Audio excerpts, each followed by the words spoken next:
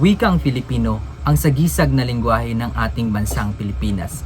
Siya rin ang wikang nagbubuklod sa iba't ibang mamamayang Pilipino upang magkaisa at magkaunawaan.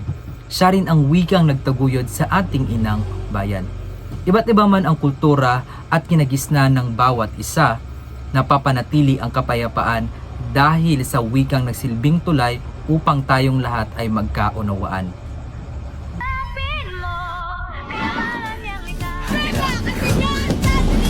Marami ang nangangamba, tayo pa rin ba ang pag-asa ng mundo nating mapapalo ng kaunawaan at sakuna.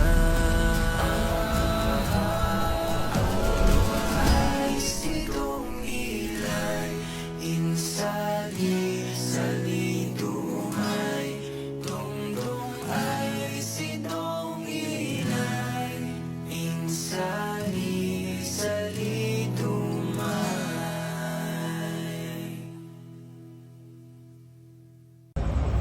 Simula't bata ay atin itong pinag-aralan. Lagi-laging mahalin bigkas ng guro sa atin.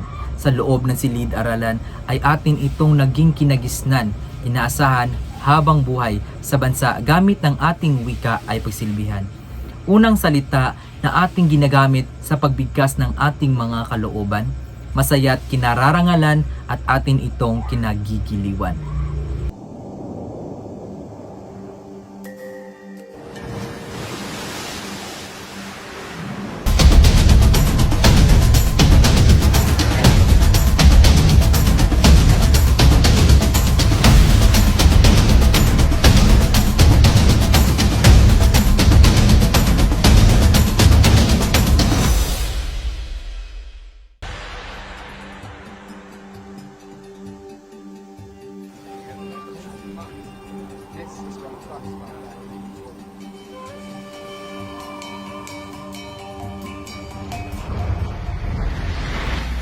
Sa pagdaan ng panahon, ang wikang Filipinong nagsilbing kamay at nagbuklod sa iba't ibang kultura ng ating mga mamamayang Pilipino.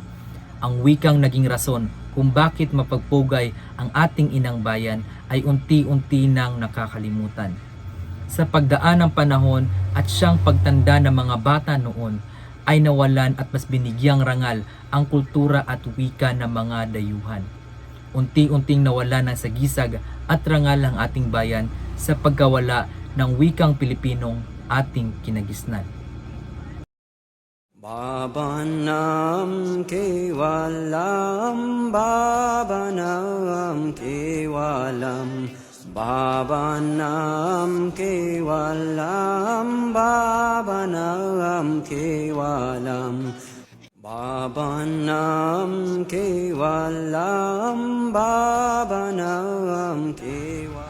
Ngunit hindi kailanman mawawalan ng pag-asang iangat muli at bigyang buhay at liwanag ang ating wikang Pilipino.